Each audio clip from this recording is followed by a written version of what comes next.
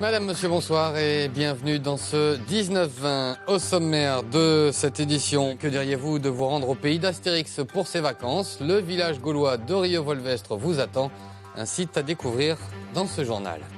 Autre idée de sortie ludo-éducative, le village gaulois de Rieux-Volvestre, un lieu où l'on peut en apprendre un peu plus sur la vie de nos ancêtres. Et vous allez voir qu'ils n'avaient pas tous besoin de potions magiques pour être au top de l'innovation de leur temps.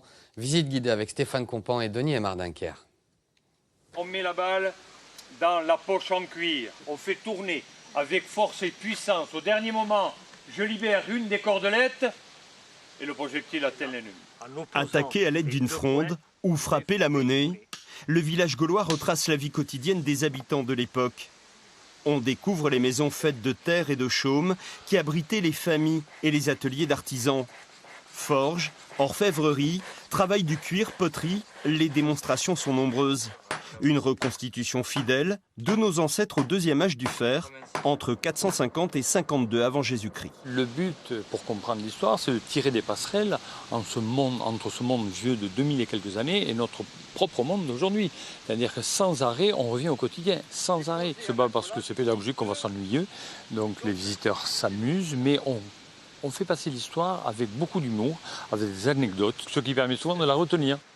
Vestiges de cette période, des amphores et des poteries retrouvées dans la région toulousaine. Le village gaulois a une vocation scientifique en s'appuyant sur la recherche archéologique. Il attire chaque année près de 40 000 visiteurs. Et surtout pour mon petit garçon, que ce ne soit pas une sortie purement récréative, que ce soit ludique et aussi que ça nous fasse réviser ou apprendre des choses sur le passé. Effectivement, c'est pas si mal. Voilà. Puis la mise en scène est intéressante aussi. J'adore cette période-là et puis j'aurais peut-être préféré vivre à cette époque-là qu'à la nôtre en fait. Le village gaulois fait de la résistance, loin des parcs à thème commerciaux. Il a su se faire une place en racontant l'histoire de façon ludique.